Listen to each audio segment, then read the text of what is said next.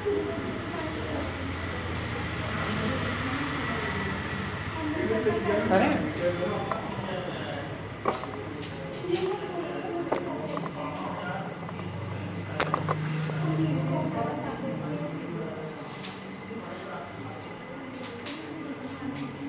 Good morning everyone.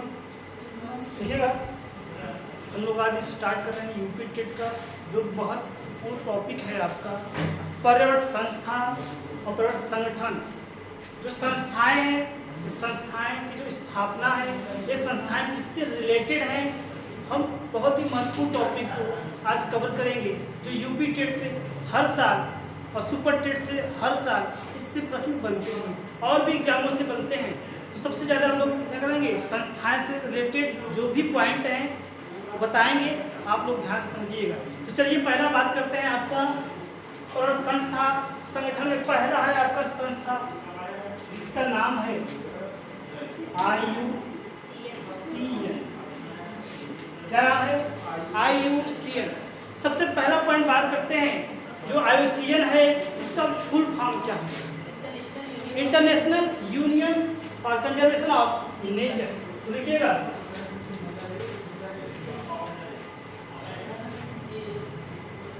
International union of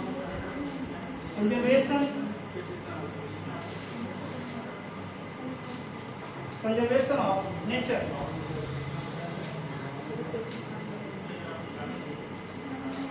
क्या है? Conservation of nature.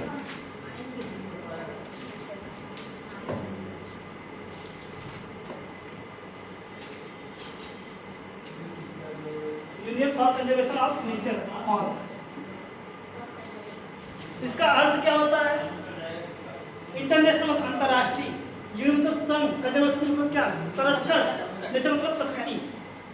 तो अर्थ टोटल मिलकर क्या हो गया बताइए? अंतर्राष्ट्रीय प्रकृति, अंतर्राष्ट्रीय प्रकृति, प्रकृति मतलब नेचर, अंतर्राष्ट्रीय प्रकृति संरक्षण संघ।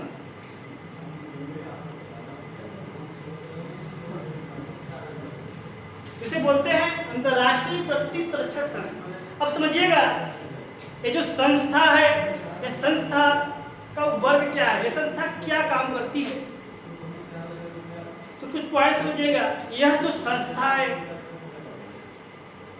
यह संस्था जितने भी प्लांट्स हैं और एनिमल हैं उनकी जो प्रजातियां हैं, उनकी जो प्रजातियां हैं उन प्रजातियों को सूची बनाता है कि कौन सी प्रजातियां विलुप्त होने वाली हैं, कौन सी प्रजातियां अभी खतरे में हैं। तो इन सभी की संस्थाएं जो है आपका इस जीव जंतुओं के संरक्षण से संबंधित है।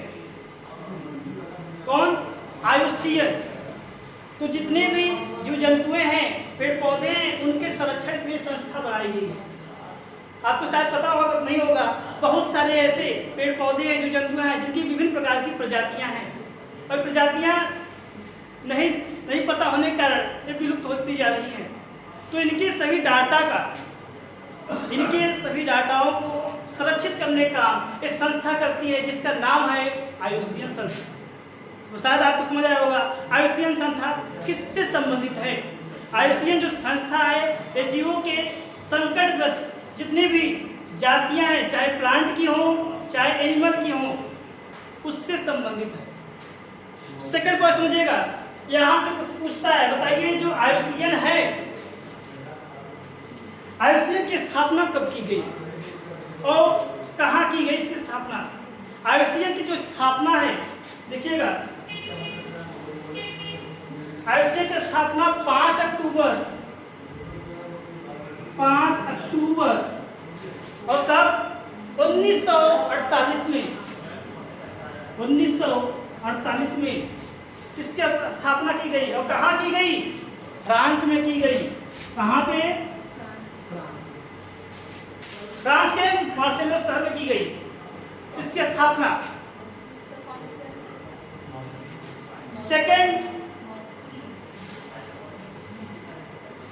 दूसरा पॉइंट पूछता है ये जो IUCN है इसका मुख्यालय कहाँ है? इसका मुख्यालय स्विट्जरलैंड के ग्लैंड शहर में है। इसका मुख्यालय स्विट्जरलैंड के ग्लैंड शहर में है।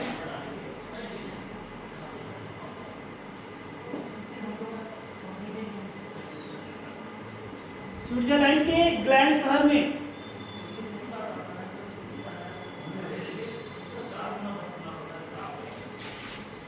इसका मुख्यालय। सेकेंड पॉइंट, आईयूसीएन जो नाम है, यह आईयूसीएन नाम कब प्रदान किया गया? कब आईयूसीएन बोला गया?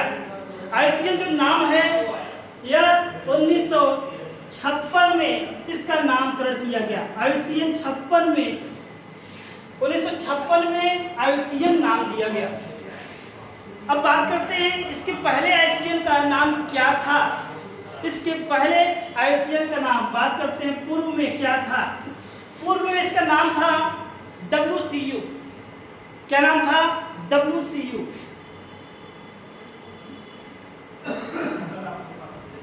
अब WCU क्या है? World conservation of union. World conservation of union. World conservation of union अर्थ क्या है? वर्ल्ड मतलब संसार, कंजर्वेशन संरक्षण, संसार संरक्षण संघ। सेकेंड इसका और नाम क्या था? IUPN। IUPN इसके दो नाम थे पहले, इसे WCU के नाम से जाना जाता था और IUPN के नाम से जाना जाता था। अब IUPN क्या है? इसका फुल फॉर्म, इंटरनेशनल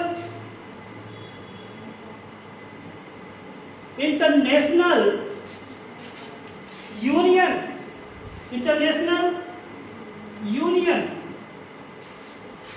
पी से protection, union for protection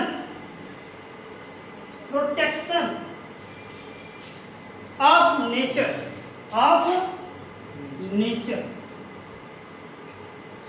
international union for protection of nature अर्थ क्या है इसका हिंदी क्या है? अंतरराष्ट्रीय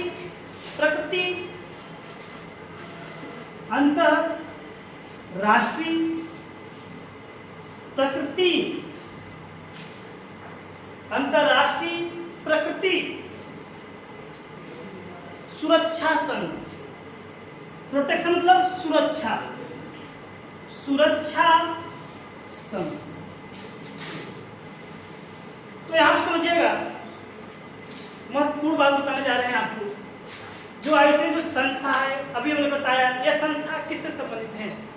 यह संस्था जीव जंतुओं की प्रजातियों से संबंधित है। वह प्रजातियां जो आपको पता नहीं चल रही है, विलुप्त हो जा रही है, इन सभी को संरक्षण करने के लिए संस्था बनाई गई है कि कौन सी जाति विलुप्त हो रही है, कौन सी जाति भी खतरे में नहीं है, तो ये संस्था इस पर कार्य करता है। दूसरी बात, ये जो संस्था है, ये संस्था की स्थापना करती है। इसकी स्थापना 5 अक्टूबर 1948 में फ्रांस में की। सेकेंड पॉइंट, इसका मुख्यालय पूछता है, इसका मुख्यालय स्विट्जरलैंड के ग्लैंड शहर में है। दूसरी बात, आईयूसीएन जो नाम है, इसका नाम कब दिया गया? इसका नाम 1956 में दिया गया। इसके पहले आईयूसीएन को किस नाम से जाना जाता था? उसके पहले आईयूसीएन को WCU जिसे बोला जाता है वर्ल्ड कंजर्वेशन ऑफ यूनियन, और IUPN जिसे बोलते हैं international union for protection of nature के नाम से जाना जाता है। तो चलिए इसको नोट करिएगा, इसके बारे में और महत्वपूर्ण बातें।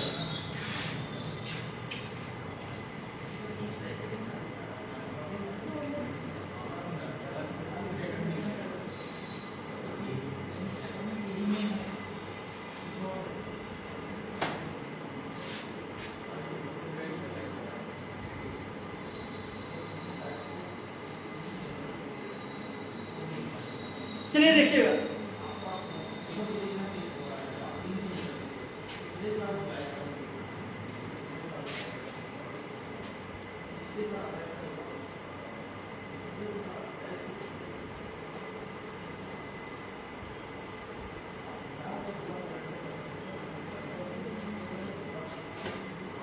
अब बात करते हैं जो IUCN है।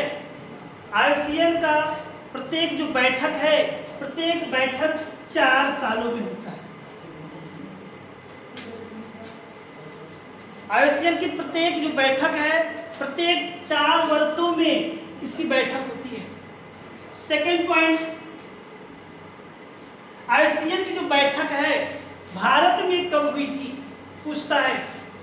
IUCN की बैठक भारत में प्रथम बार कब हुई थी? 1969 में, 1969 में। और भारत के किस शहर में? भारत के किस शहर में? दिल्ली में हुआ। दिल्ली में इसकी बैठक।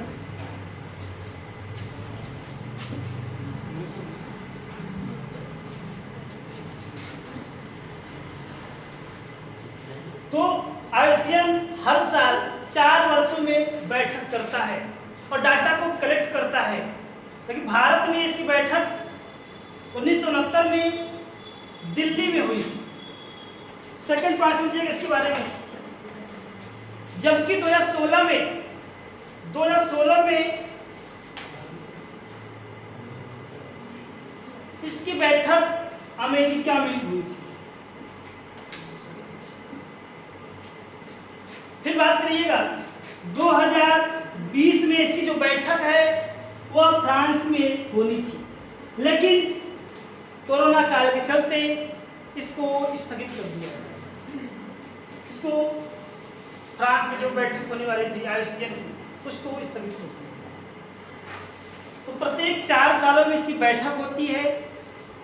भारत में 1969 को हुआ, 2016 में अमेरिका में, और 2020 में होने वाला था फ्रांस।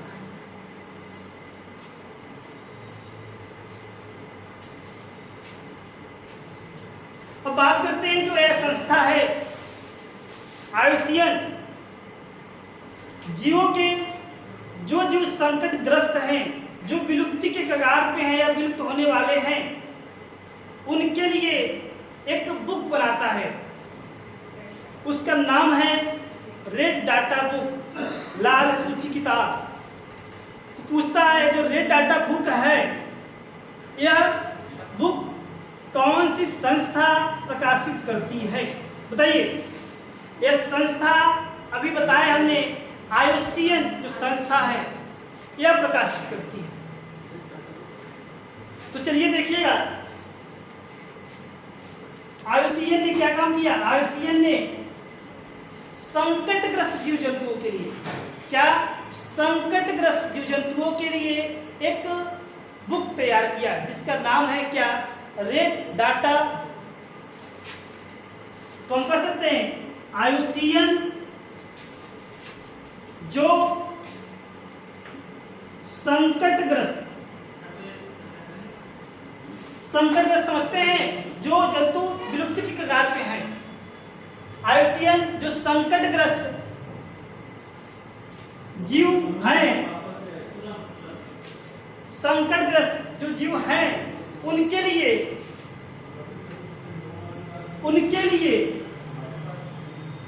एक बुक, उनके लिए एक बुक बनाई है। क्या बनाई है? उनके लिए एक बुक बनाई है जिसे क्या कहा जाता है? जिसे रेड डाटा बुक कहा जाता है, जिसे रेड डाटा बुक कहा जाता है। तो ये पूछता है जो रेड डाटा बुक है, यह बुक कौन प्रकाशित करता है? IUCN संस्था प्रकाशित करता है। अब समझिएगा रेड डाटा बुक के बारे में, इसको नोट करिएगा, फिर बताते हैं रेड डाटा बुक के बारे में।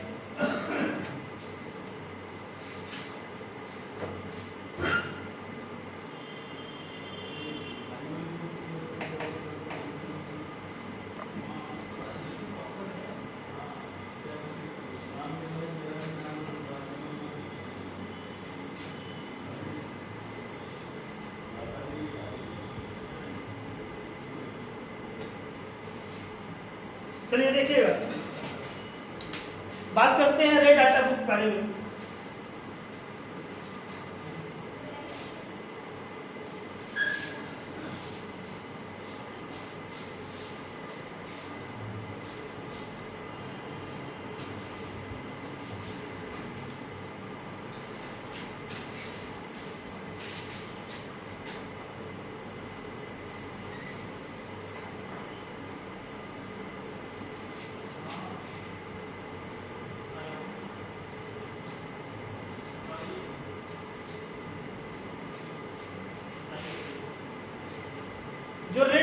बुक है, पहला प्रश्न पूछता है ये बनना कब से प्रारंभ हुआ।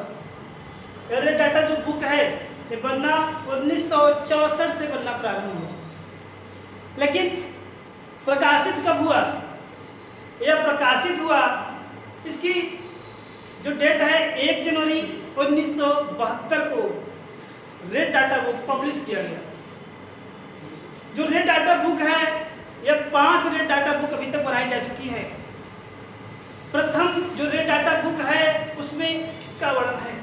उसमें है आपका मैमल्स का स्तनधारी अंग। तो यहां से प्रश्न पूछता है जो रेड डाटा बुक है, यह रेड डाटा बुक कौन सी संस्था जारी करता है? तो संस्था का नाम है IUCN। क्या नाम है? ये रेड डाटा बुक किससे संबंधित है? यह संकटग्रस्त जीव जंतुओं से संबंधित है। जो जातियां विलुप्त होने वाली हैं उनका रिकॉर्ड रखता है कौन? Red data book. देखिए रेड डाटा बुक में जो भी जातियां अभी तक विलुप्त होने वाली हैं या विलुप्ति की कगार पे हैं उनका सूची, उनका डाटा रखने का ये बुक करता है। रेड डाटा बुक कौन कर सकते हैं? संस्था कौन जारी करता है? IUCN जारी करता है। और रेड डाटा बुक संकटग्रस्त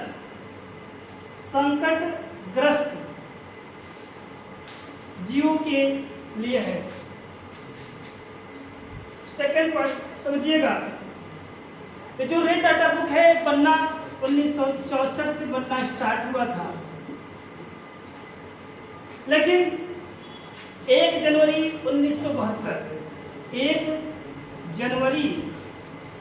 1972 को प्रथम रेड डाटा बुक प्रकाशित किया गया। प्रथम रेड डाटा बुक कब प्रकाशित किया गया? 1 जनवरी 1972 को। रेड डाटा बुक्स जो संख्या है वो टोटल 5 हैं।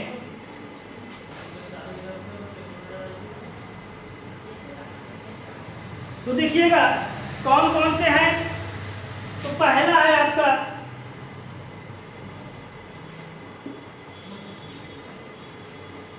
प्रथम रेड डाटा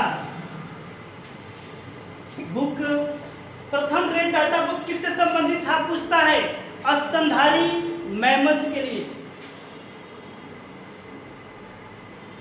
स्तनधारी जिसे बोलते हैं मैमल्स। प्रथम रेड डाटा बुक में किसका वर्णन किया गया है?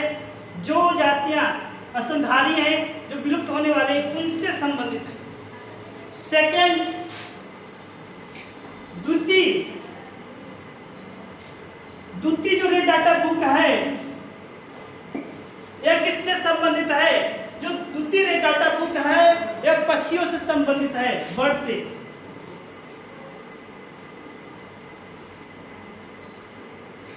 अगर पक्षियां विलुप्त हो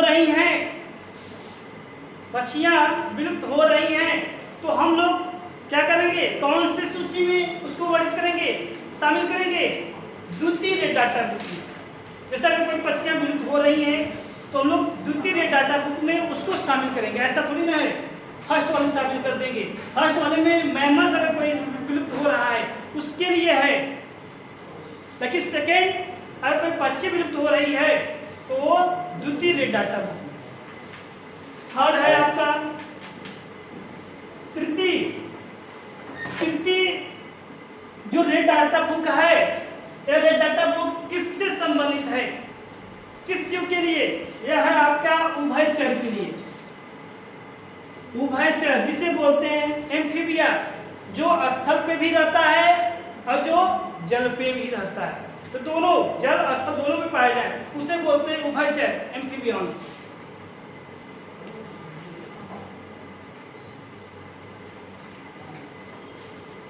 सेकेंड देखिएगा,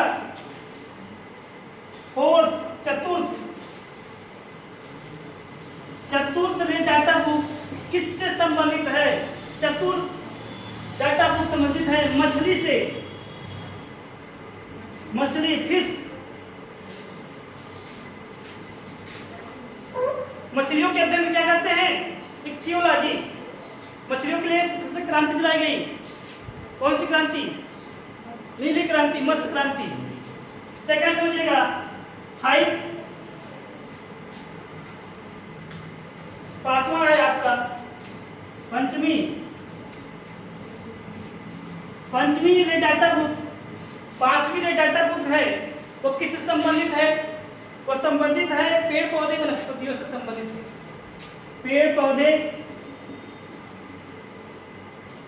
वनस्पतियों से संबंधित है।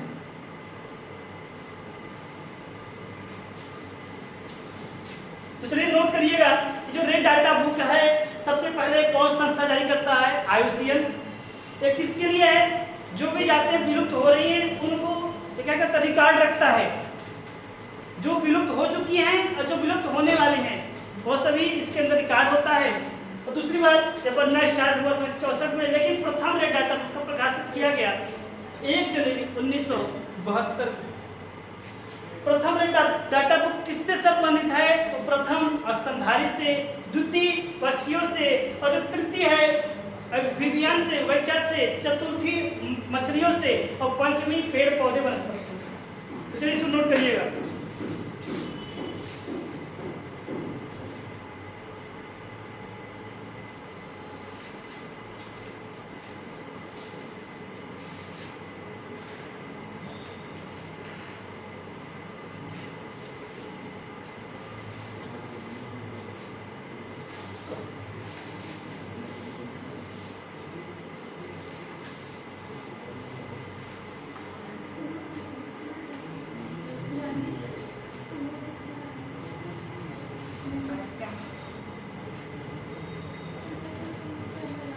चलिए देखिएगा,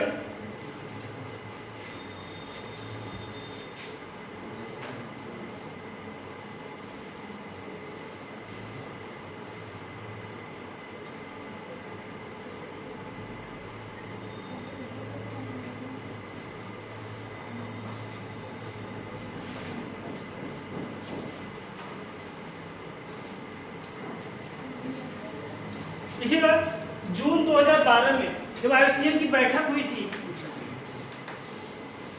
जून 2012 में जब IUCN की बैठक हुई थी, उसमें सर्वाधिक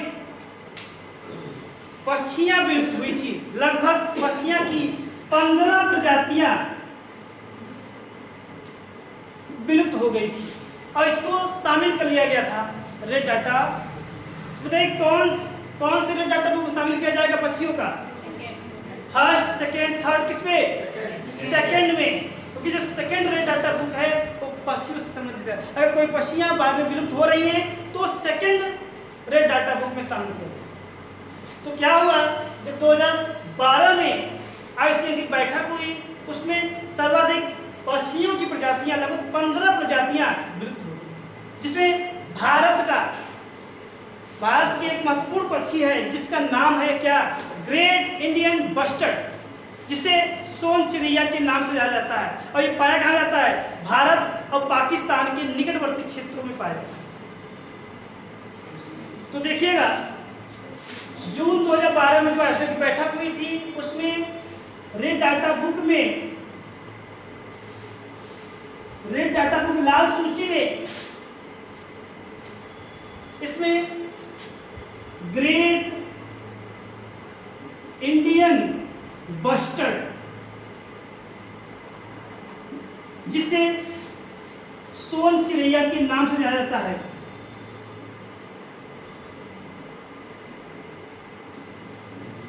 ग्रेट इंडियन बस्टर्ड सोन चिड़ैया के नाम से जाना जाता है। ये जो पक्षी है यह विलुप्त हो चुकी है और यह भारत और पाकिस्तान के निकटवर्ती क्षेत्रों में पाई जाती है। इसलिए 2012 में इसको लाल सूची में शामिल कर दिया। फिर बात करते हैं 2016 में जब IUCN की बैठक हुई थी। 2016 में जब IUCN की बैठक हुई थी, उसमें भारत का इरावती डॉल्फिन क्या? इरावती डॉल्फिन।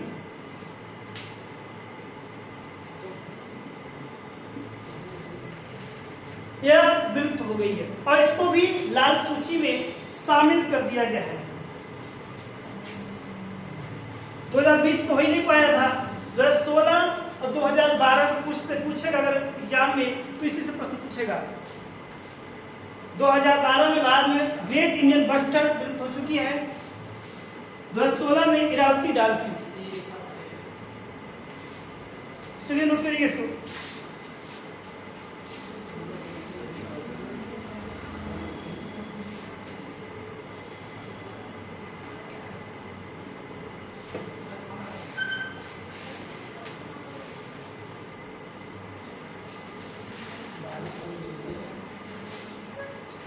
चलिए अब देखिए बात करते हैं। हमने देख लिया आईयूसीएन जो संस्था है ये किससे संबंधित है।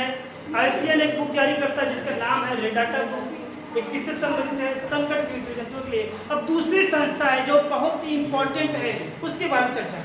चलिए देखिएगा।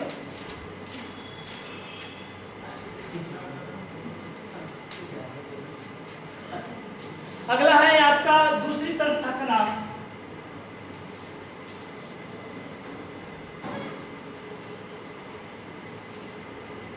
जिसका नाम है UNEP। क्या नाम है? Second UNEP। फुल फॉर्म क्या होगा इसका? United Nation Environment Programme. United nation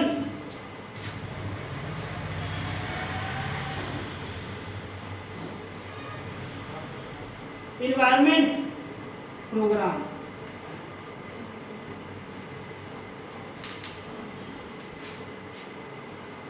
Hindi में संयुक्त राष्ट्र पर्यावरण कार्यक्रम। संयुक्त राष्ट्र पर्यावरण कार्यक्रम।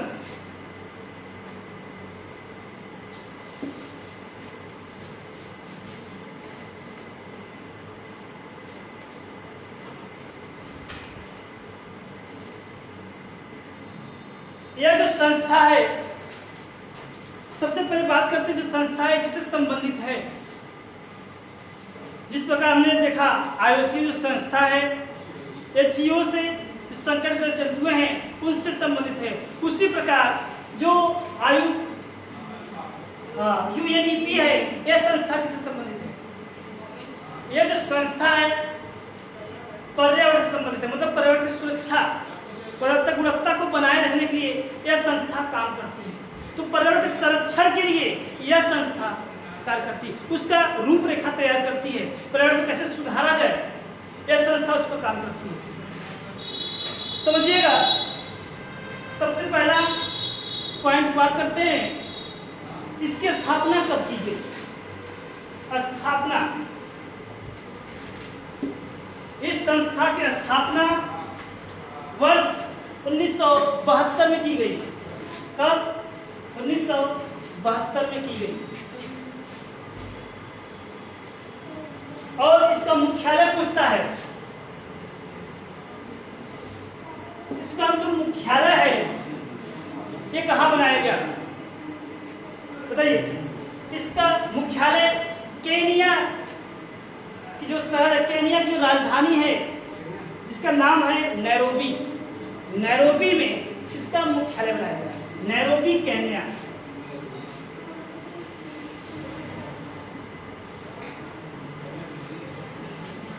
केन्या शहर की राजधानी नैरोबी में इसका मुख्यालय बनाया गया। कितने सदस्य भाग लिए थे? कितने सदस्य के देश भाग लिए थे? इसमें लिए थे 193 देश के सदस्य भाग लिए।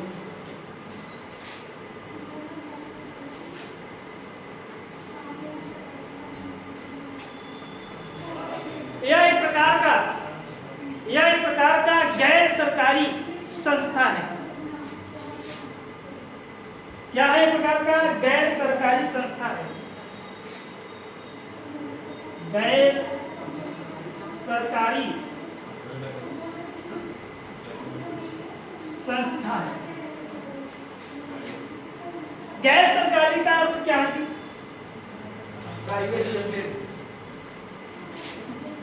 इस पर केवल एक मात्र देश का, इस पर मात्र केवल एक देश का ही शासन नहीं होगा, बल्कि सभी देशों का शासन होगा। मात्र एक देश का शासन नहीं होगा, सभी देशों का मिलकर शासन होगा। तो सबसे पहला क्या है? गैर सरकारी संस्था। फिर बात करते हैं जो यूएनईपी है, इसका उद्देश्य क्या है? उद्देश्य की बात करते हैं। इसको किस लिए बनाया गया है? इसका जो उद्देश्य है, अंतरराष्ट्रीय स्तर पर अंतरराष्ट्रीय स्तर पर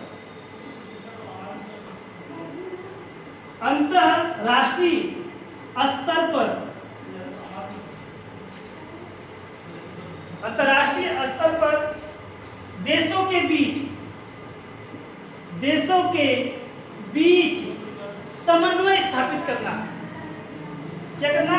समन्वय स्थापित करना।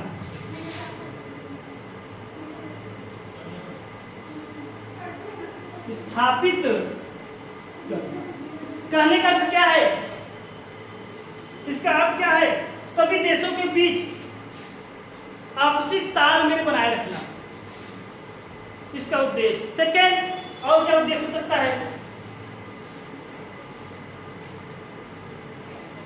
पर्यावरण के प्रभाव को निरीक्षण करना, परीक्षण करना, उसकी रूपरेखा तैयार करना।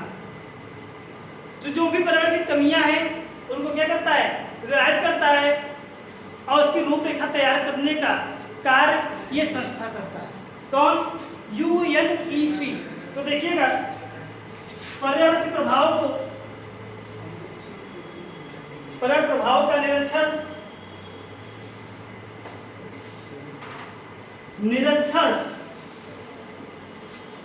एवं परीक्षण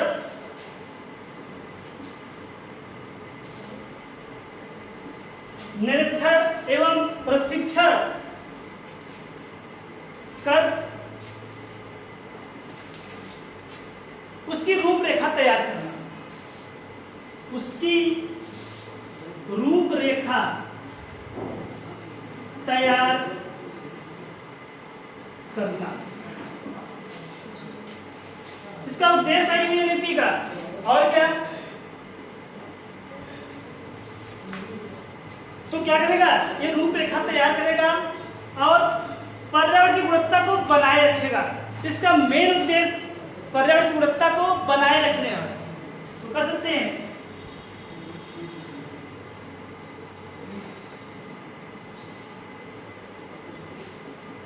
बनाए रखना। तो पर्यावरण की गुणवत्ता को बनाए रखने का कार्य कौन करता है? यूएनईपी संस्था करता है।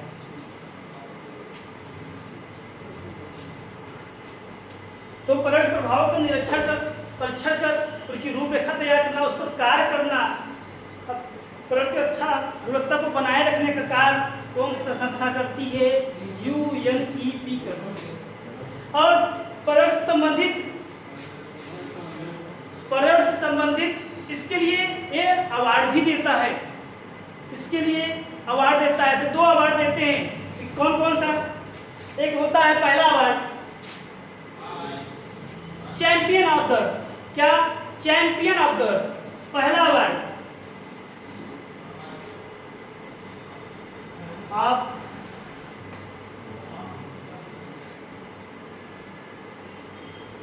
चैंपियन ऑफ द अर्थ। दूसरी अवार्ड है जिसका नाम है ग्लोबल 500 पुरस्कार। ग्लोबल 500 पुरस्कार। तो ये अवार्ड देने का काम कौन सी संस्था पूछता है? चैंपियन ऑफ द अर्थ और ग्लोबल 500 पुरस्कार।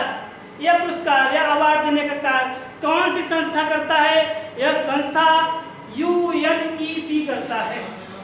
और यह अवार्ड जो है ये कब जारी किया गया, कब से स्टार्ट किया गया? 1987 से अवार्ड देना स्टार्ट किया।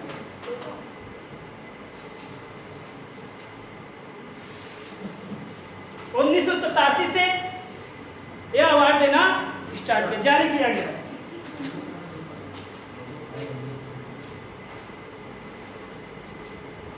तो शायद आपको समझ आया होगा यूएनईपी किससे संबंधित है।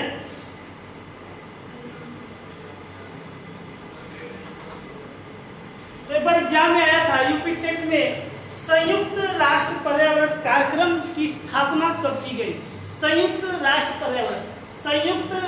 पर्यावरण कार्यक्रम की स्थापना कब की गई? ऑप्शन दिया था 1973, 1972, 1967, 1990, 1900। तो इस प्रकार आपके एग्जाम में ऐसे प्रश्न बनते हैं। तो अब क्या करेंगे, इसको अच्छे से पढ़ने का प्रयास करेंगे। इस तरह से पढ़ेंगे कोई भी प्रश्न हमसे छूटने न पाए। तो प्रयास करेंगे आपको बेहतर से बेहतर करने का। आप भी प्रयास करिए, इसको नोट करके और अच्छे तरह से समझिएगा, क्योंकि आपके एग्जाम से इसी तरह से प्रश्न पूछे जाते हैं और क्या करते हैं, जैसे प्रश्न छूट जाते हैं। अब कल बात करेंगे WWF का, IPP का, नेरी का, इस प्रकार के जो संस्थाएं हैं, क्योटो प्रोटोकॉल, मॉन्ट्रियल प्रोटोकॉल, जो भी जो संस्थाएं हैं आपके, उन सारे संस्थाओं के बारे में चर्चा करेंगे। तो चलिए आज करें।